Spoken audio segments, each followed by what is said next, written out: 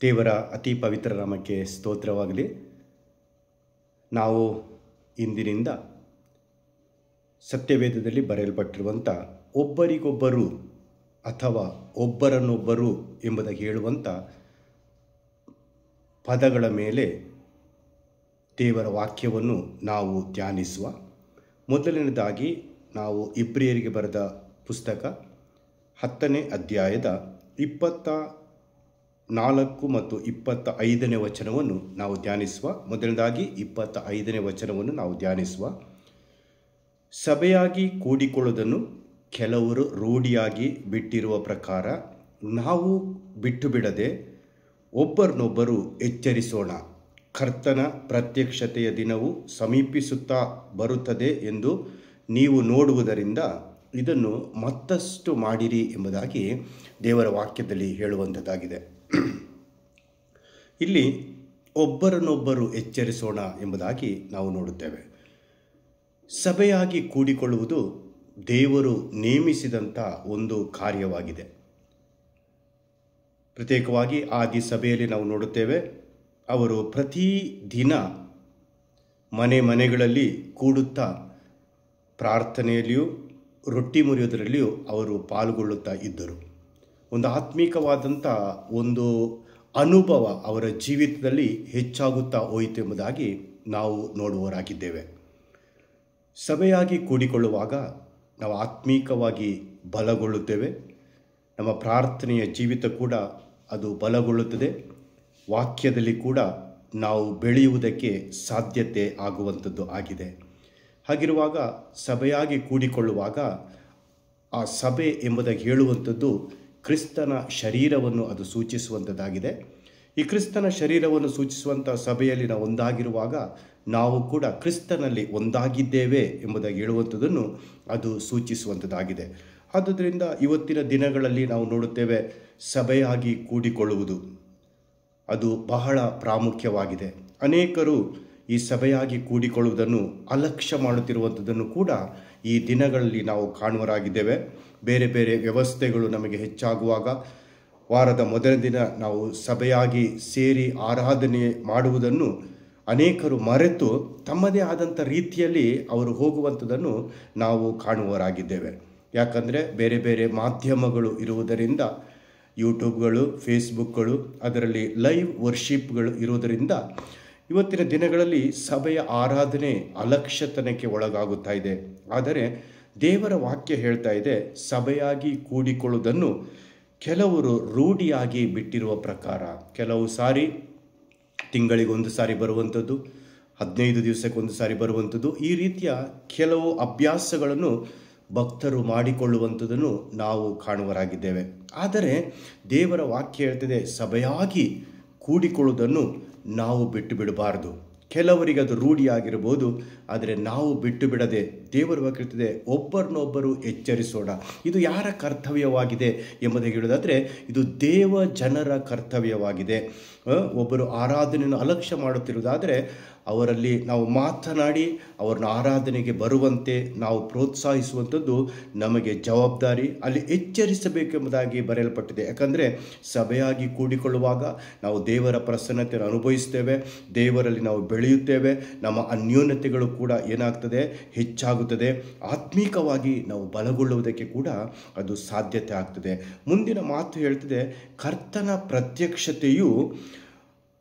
ಪ್ರತ್ಯಕ್ಷತೆಯ ದಿನವು ಸಮೀಪಿಸುತ್ತಾ ಬರುತ್ತದೆ. ಅಂದರೆ ಯೇಸು ಕ್ರಿಸ್ತನ ಬರೋಣ ಅದು ಸಮೀಪಿಸುತ್ತಾ ಇರುವಂಥ ಈ ದಿನಗಳಲ್ಲಿ ನಾವು ಸಭೆಯಾಗಿ ಕೂಡಿಕೊಳ್ಳದೆ ಇರುವಂಥ ವ್ಯಕ್ತಿಗಳನ್ನು ಎಚ್ಚರಿಸುವುದನ್ನು ಇನ್ನೂ ಹೆಚ್ಚು ಮಾಡಬೇಕು ಎಂಬುದಾಗಿ ದೇವರ ವಾಕ್ಯ ನಮಗೆ ಇಲ್ಲಿ ಹೇಳುವಂಥದ್ದಾಗಿದೆ. ಆದುದರಿಂದ ಪ್ರಿಯರೇ, ಈ ವಾಕ್ಯದ ಸಂದೇಶವನ್ನು ಕೇಳುತ್ತಿರುವಂಥ ನಿಮ್ಮ ಜೀವಿತವನ್ನು ಕೂಡ ನೀವು ಪರೀಕ್ಷೆ ಮಾಡಿ ನೋಡಿರಿ.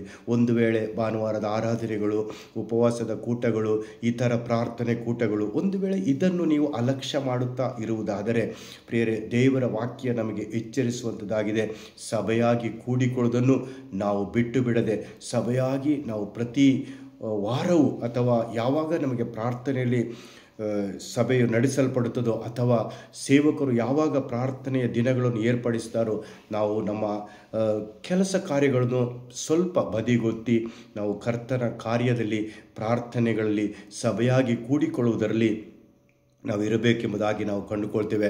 ಯಾಕಂದರೆ 133ನೇ ಕೀರ್ತನೆಯಲ್ಲಿ ಕೂಡ ದೇವರ ವಾಕ್ಯ ಹೇಳ್ತದೆ, ಆಹಾ ಸಹೋದರರು ಒಂದಾಗಿರುವುದು ಎಷ್ಟೋ ಒಳ್ಳೆಯದು, ಎಷ್ಟೋ ರಮ್ಯವಾದದ್ದು. ಯಾಕಂದರೆ ಅಲ್ಲಿ ಆಶೀರ್ವಾದವು ಜೀವವು ಇದೆ ಎಂಬುದಾಗಿ ದೇವರ ವಾಕ್ಯದಲ್ಲಿ ಬರೆಯಲ್ಪಟ್ಟಿದೆ.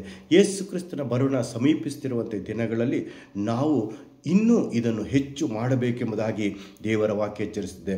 ಅದೇ ರೀತಿಯಲ್ಲಿ ನಾವು 24ನೇ ವಚನದಲ್ಲಿ ನಾವು ನೋಡುತ್ತೇವೆ, ನಾವು ಪರಸ್ಪರ ಹಿತಚಿಂತಕರಾಗಿದ್ದು ಪ್ರೀತಿಸುತ್ತಿರಬೇಕೆಂತಲೂ ಸತ್ಕಾರ್ಯ ಮಾಡಬೇಕೆಂತಲೂ ಒಬ್ಬರನ್ನೊಬ್ಬರು ನಾವು ಪ್ರೇರೇಪಿಸೋಣ. ಮೊದಲನೇ ಮಾತು ಎಚ್ಚರಿಸೋಣ ಎಂಬುದಾಗಿ ಬರ್ತದೆ. ಎರಡನೇ ಮಾತು ಪ್ರೇರೇಪಿಸೋಣ. ಯಾವುದಕ್ಕಾಗಿ ಪ್ರೇರೇಪಿಸಬೇಕು?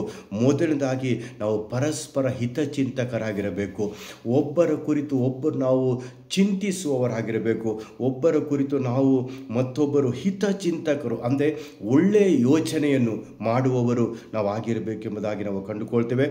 ಎರಡನೇ ಮಾತು ಹೇಳ್ತದೆ, ನಾವು ಪ್ರೀತಿಸುತ್ತಿರಬೇಕೆಂತಲೂ ನಾವು ಪ್ರೀತಿಸುತ್ತಿರಬೇಕು. ಎಂಥ ಪ್ರೀತಿ? ಕ್ರಿಸ್ತನ ಪ್ರೀತಿಯಲ್ಲಿ ನಾವು ಒಬ್ಬರನ್ನೊಬ್ಬರು ಪ್ರೀತಿಸಬೇಕೆಂಬುದಾಗಿ ನಾವು ಕಂಡುಕೊಳ್ಳೋರಾಗಿದ್ದೇವೆ. ಕ್ರಿಸ್ತನ ಪ್ರೀತಿ ನಿಷ್ಕಪಟವಾದ ಪ್ರೀತಿಯಿಂದ ನಾವು ಒಬ್ಬರನ್ನೊಬ್ಬರು ಪ್ರೀತಿಸಬೇಕೆಂಬುದಾಗಿ ನಾವು ಕಂಡುಕೊಳ್ಳೋರಾಗಿದ್ದೇವೆ. ಪರಸ್ಪರ ನಾವು ಹಿತಚಿಂತಕರು ಆಗಿರಬೇಕು. ಎರಡನೇದಾಗಿ ನಾವು ಪ್ರೀತಿಸುತ್ತಿರಬೇಕೆಂತಲೂ. ಯಾಕಂದರೆ ಇವತ್ತಿನ ದಿನಗಳಲ್ಲಿ ಪ್ರೀತಿಯು ತಣ್ಣಗಾಗುವಂಥ ದಿನಗಳಲ್ಲಿ ನಾವು ಇರುವವರಾಗಿದ್ದೇವೆ. ಸಭೆಯಲ್ಲಿ ದೇವಜನರ ಮಧ್ಯದಲ್ಲಿ ಪ್ರೀತಿ ಇಲ್ಲ, ದೇವಭಕ್ತರ ಮಧ್ಯದಲ್ಲಿ ಪ್ರೀತಿ ನಾವು ಕಂಡು ಬರ್ತಾ ಇಲ್ಲ, ಕುಟುಂಬಗಳಲ್ಲಿ ಪ್ರೀತಿ ಕಂಡು ಬರ್ತಾ ಇಲ್ಲ, ಒಡ ಹುಟ್ಟಿದವರಲ್ಲಿ ಪ್ರೀತಿ ಕಂಡು ಬರ್ತಾ ಇಲ್ಲ, ತಂದೆ ತಾಯಿ ಮಕ್ಕಳ ಮಧ್ಯದಲ್ಲಿ ಪ್ರೀತಿ ಕಂಡು ಬರ್ತಾ ಇಲ್ಲ. ದೇವರ ವಾಕ್ಯ ಹೇಳ್ತದೆ, ನಾವು ಪ್ರೀತಿಸುವವರಾಗಿರಬೇಕು, ಪ್ರೀತಿಸ್ತಿರಬೇಕು. ಮುಂದಿನ ಮಾತು ಹೇಳ್ತದೆ, ಸತ್ಕಾರ್ಯ ಮಾಡಬೇಕೆಂತಲೂ. ನಾವು ಸತ್ಕಾರ್ಯಗಳನ್ನು, ಅಂದರೆ ಒಳ್ಳೆಯ ಕಾರ್ಯಗಳನ್ನು, ಸತ್ಕಾರ್ಯಗಳನ್ನು ನಾವು ಮಾಡಬೇಕೆಂಬುದಾಗಿ ದೇವರ ವಾಕ್ಯ ಹೇಳುವಂಥದ್ದಾಗಿದೆ.